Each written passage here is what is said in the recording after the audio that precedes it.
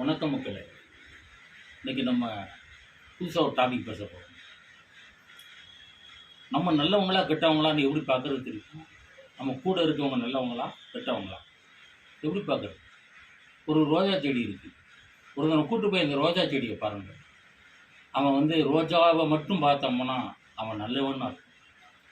ஒரு சில பேர் என்ன செய்வாங்கன்னா ரோஜா செடி விட்டுருவான், அதுக்கு கீழே இருக்கக்கூடிய அந்த முள்ளைத்தான் பார்ப்பான், அவன் தான் கெட்ட. அந்த மாதிரி முள்ளு மாதிரி உள்ள கெட்டவங்க நிறைய பேர் நம்மகிட்ட இருக்காங்க. அதனால் நீங்கள் என்ன பண்ணணும்னா, நல்லவங்களை எப்படி கண்டுபிடிக்கணும்னா, முதல்ல அவங்க கூட நல்லா பழகணும். அதுக்கப்புறம் அவனுடைய குணநலத்தெல்லாம் புரிஞ்சுக்கிட்டு தான் நீங்கள் அவனுடைய எல்லா மேட்டரும் ஷேர் பண்ணணும். நீங்கள் பாட்டுக்கு எல்லா மேட்டரும் ஷேர் பண்ணிட்டீங்கன்னா, அதாவது நம்ம பவர் பேங்கில் சார்ஜ் ஏறும், அந்த சார்ஜ் எப்போ இறங்கும் அப்படின்னா அது சார்ஜரே நினைக்கும். அது மாதிரி தான் துறவிகள் எப்போதுமே என்ன செய்வாங்கன்னா, சார்ஜர் மாதிரி வாங்கிக்கிட்டு எந்த நிமிஷம் கிடைக்கும் அந்த நிமிஷம் அது அடுத்தவங்கள்ட்ட ஷேர் பண்ணிடுவாங்க. அப்போ நீங்கள் அவங்கள எப்படி நீங்கள் ட்ரீட் பண்ணுவீங்க? அதே மாதிரி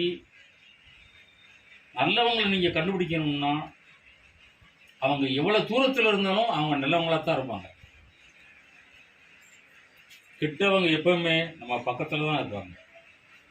அதனால் பக்கத்தில் இருக்கவங்க நல்லவங்க, எட்டி இருக்கவங்க கெட்டவங்க நீங்கள் நினச்சிடக்கூடாது. நீங்கள் என்றைக்குமே பக்கத்தில் இருக்கவங்கள ஜாக்கிரதையாக வச்சுக்கோங்க. அதனால் அவங்கள்ட்ட சொல்லிக்கொள்கிறது என்னென்னா, நீங்கள் நல்லவங்க கூட பழகுங்க, நல்லதை செய்யுங்க, நல்லதே நடக்கும். கெட்டவங்க கூட பழகினீங்கன்னா கெட்டது தான் நிகழும். அந்த கெட்டவங்களை மட்டும் கண்டுபிடிச்சிட்டிங்கன்னு வச்சுக்கோங்க, உங்களை மாதிரி உலகத்தில் ஒரு உண்மையான நல்ல மனிதர் யாரும் கிடையாது. அந்த கெட்டவனை கண்டுபிடிங்க, அதுக்கான முயற்சியில் ஈடுபடுங்க. I am correct?